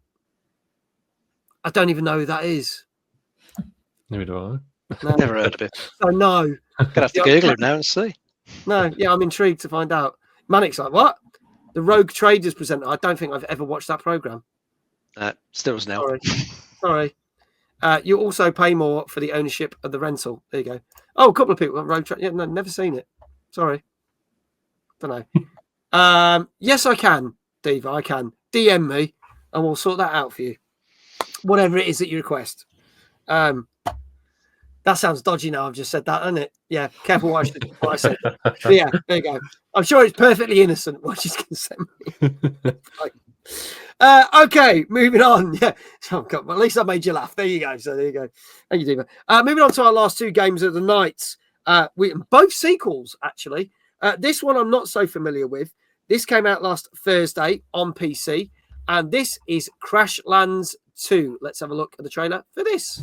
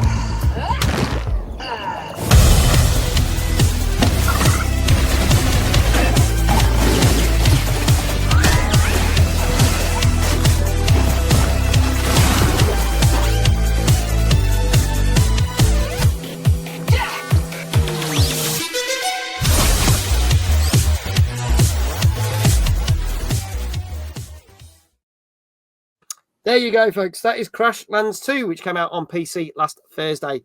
Dave, tell us a bit more about this one. Yeah, this is a sequel that I think has been about like 10 years in the making. I think it's been quite a long time since the previous one. This one, your character's crash lands on a planet, and this is a survival resource gathering game. So you need to just smash the crap out of loads of things, gather up your resources, build yourself a nice little cozy house, raise some little space pets, and interact with the various locals that you find, get little quests off those. Not my sort of thing. I was thinking, watching the trailer, looks pretty much like a mobile game graphics wise, and then actually at the end, iOS and the Google Play Store. So yeah, it's a mobile game as well that's come to a PC. So it looks okay, but no interest from me, I'm afraid, on this one. Okay. Heather, your thoughts? I mean, I love that type of game personally for chilling out with, resource gathering. It's just sort of mindless fun, and the color palette looks really bright and vibrant. It looks fun, so I might give it a try. Yeah. Yeah, it looks all right. It's that thing of it looks all right. Is it a game I'm going to probably get round to playing? I don't know. Maybe if it landed on Game Pass if it comes to consoles. It's not something I'd immediately dash out for, but it seems all right. So, yeah, maybe give it a go. People in chat already giving scores out. Ash 8. Icon says, "Here comes the drums. Here comes the drums." Danka said, "Okay, something I didn't know about. Didn't know this game existed. 8 out of 10. Manic saying a 7. Leon's played this one. I love the first one. I'm going to say 8. John Unicycle says 8. Gozzo says 8. Flame says 8. I think we're back to Dave now. I'll try a 7.5. Okay, 7.5. Heather? I'll go 8. Going 8. Stu? 6.5.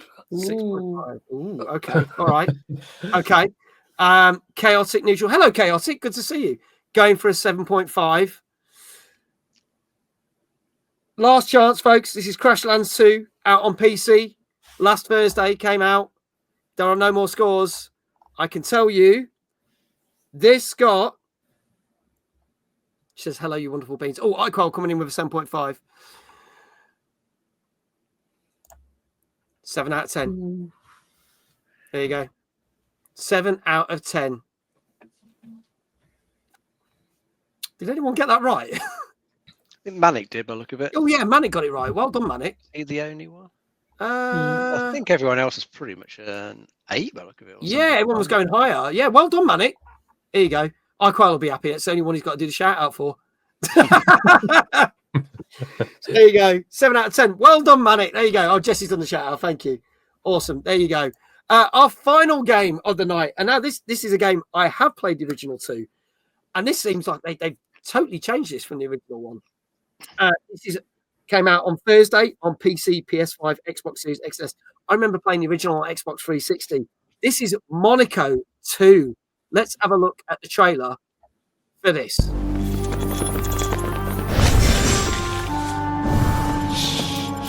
What you want? It's party time!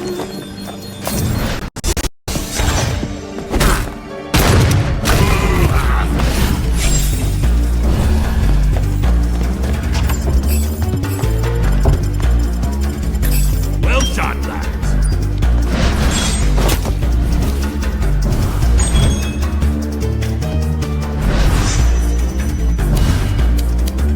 To the Lord!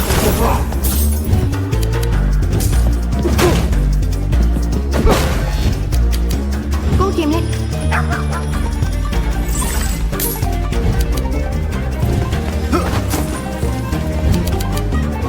Off you go. Let's see what these little machines can do.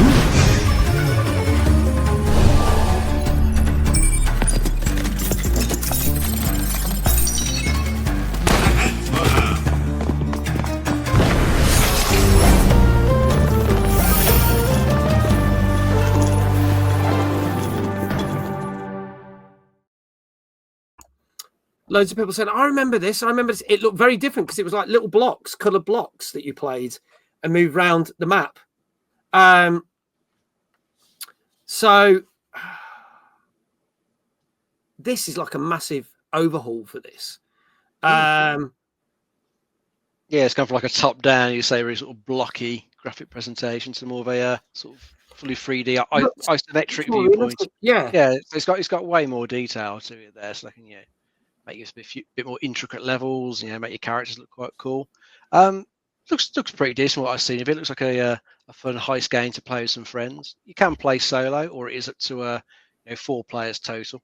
And it's nice to see that it's got the option for like local co-op, so if you can get like 3 of your mates around, you can all sit in the sofa and play this together. Crack open a few beers, be a good way to play it. And whilst it's got like a sort of structured campaign to it, with I think set levels, it has got the option to then create procedurally generated ones. So even if you finish off the campaign, you can still go back in and get slight variations of the levels. They've always got something new to play, keep you coming back. Looks all right. I can see be a good one to play with your mates. I'd say probably more fun multiplayer than it would be single player. I would have thought. Yeah, I enjoyed the first one a lot, and I did enjoy it in single player. It'd be see how this varies, whether they've taken too much out of the original, but I do like the style they've gone for. I definitely think this would be good. It looks good. John Unix said it was free with games with gold. Remember that back in the day? It was. That's how I got to play it. Stu. Yep. What do you think? Yeah, it looks pretty cool. I do really enjoy the isometric view for certain games. I think especially games like that, where you're sneaking around, it can be quite interesting. Like you guys said, I think with a few friends could be pretty fun. Yep. Yeah, it seems like there's a lot you could do, and you mentioned the procedural generated stuff, but yeah, I think if that one was games we've got, is that coming to Game Pass? Do we know? Not yet, but it's probably highly likely that it will. Yeah, so I think this is it's a middle of the road for me. See if it comes on later on. Try it. Find some friends somewhere. Give it a go. Okay, folks, we've got a lot of scores. It's our last game of the night. Let's see what people are saying. Danker, 8 out of 10. Leon, 8 out of 10. Ash, 8.5. Gozzo, 8. Chaotic, agree, it's going to be an 8. Drawn Unicycle, 8.5. iQuail, 7.5. Manic, 7.5. A little bit lower there. Flame, 7.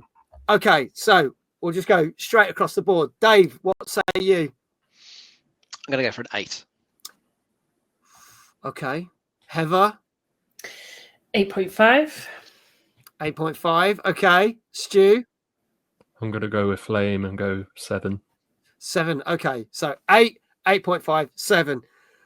Flame is saying 7. Last chance, folks. This is Monaco 2, which came out last Thursday on PC, PS5, and Xbox Series X and S.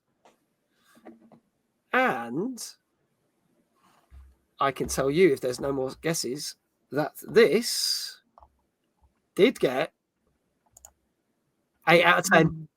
So you go, Dave. Well done. Thank you. Well done indeed. Chaotic, well done. You're going to get a shout out. Gozzo, well done. Danker, well done. Leon, got it right. So you get a shout out for the podcast anyway. So there you go. It's a win-win for the podcast. Oh, damn. Awesome. That's awesome, awesome, awesome. So, whoop, whoop, says Leon. There you go. Dave, how would you like your final shout out? You can do 8 spins on your chair, mate, to finish 8 off. spins on the chair. All right. You'll be totally dizzy. Don't be sick. Totally dizzy.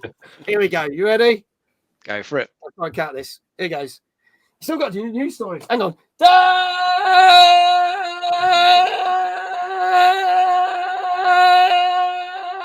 How many is that?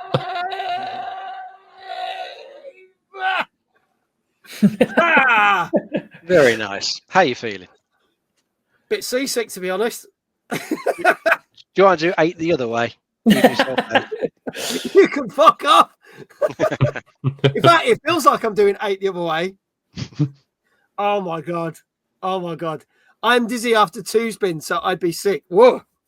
There you go. I still, to this day, we can still hear Mag's making spins. Yes, to be fair, if I see Mag, I feel sick. Thank you, Jesse. So there you go. There you go. Our final news story before we end the show.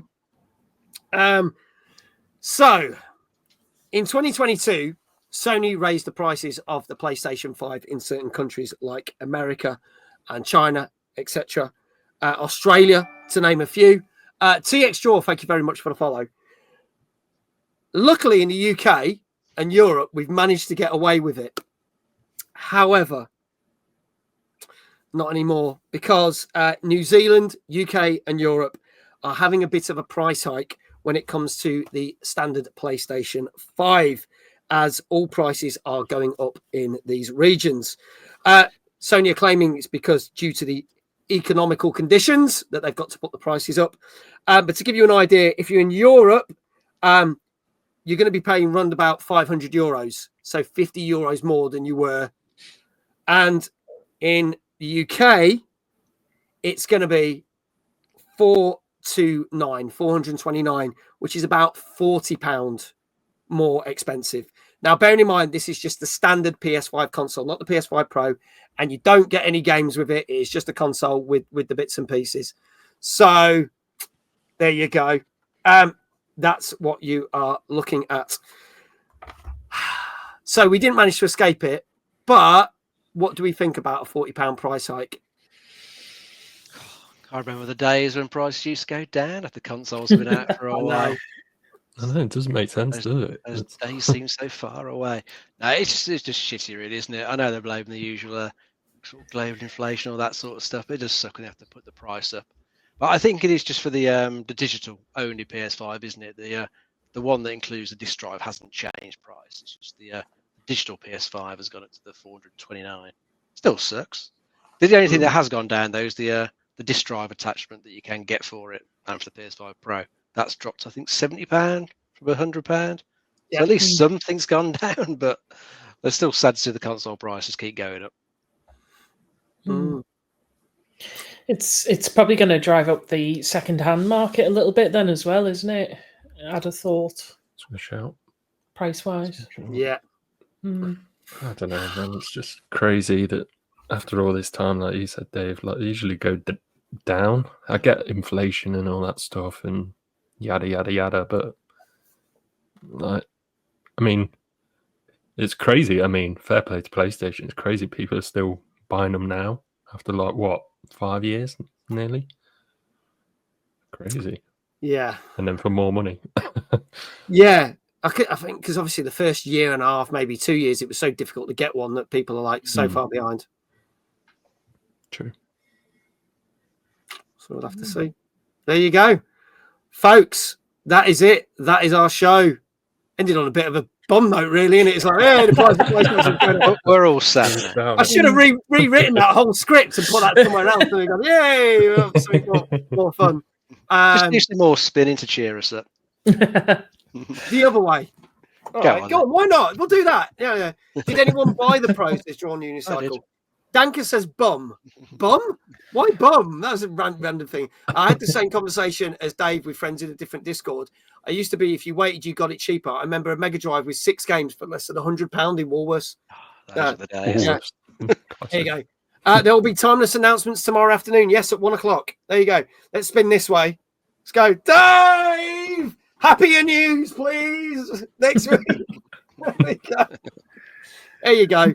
That is the end of our show. Thank you so much if you have been watching.